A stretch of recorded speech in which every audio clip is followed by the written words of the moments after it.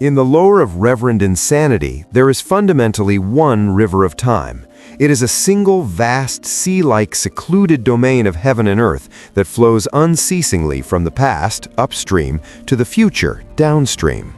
The vertical length of the river represents the world's entire history and experiences, while its horizontal width reflects everything that exists within the world at any moment. Without it, the goo world would be frozen like a static painting. Nothing would birth, grow, prosper, wither, or die. All living beings are like fish swept along by its currents. They can only move forward with the flow. How many futures exist?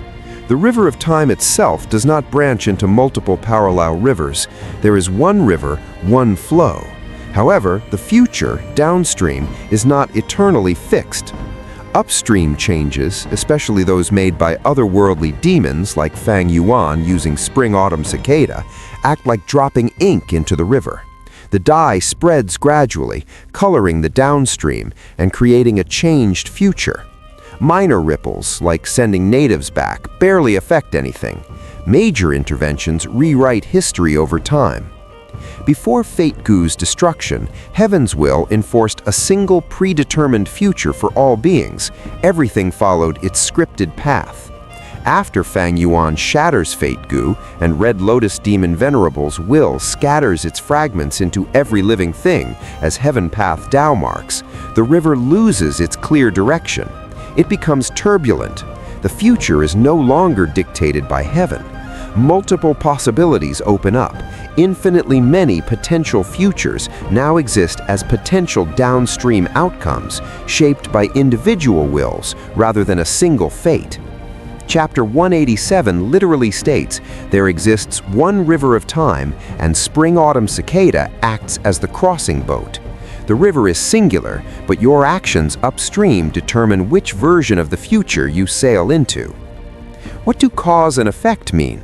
Cause and effect are not superstition or mere science. They are the natural law of the goo world, the very current of the river of time itself. Every ripple, every event, is a link in an unbreakable chain. A cause upstream inevitably produces an effect downstream.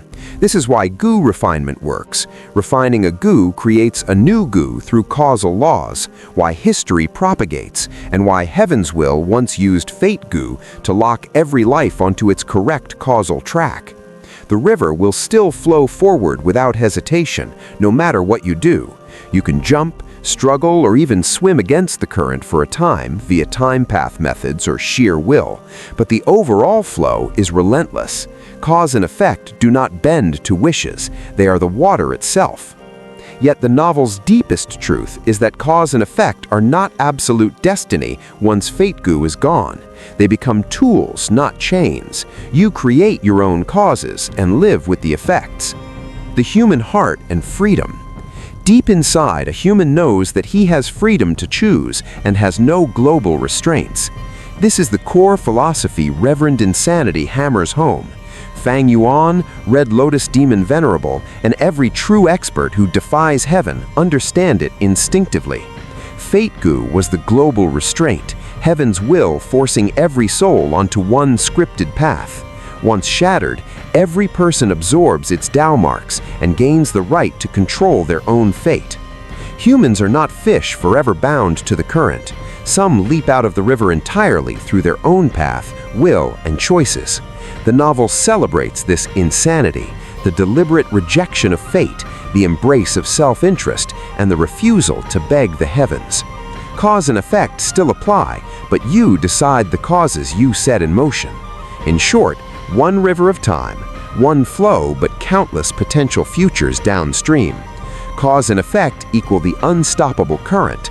True freedom is the human heart that refuses any global restraints.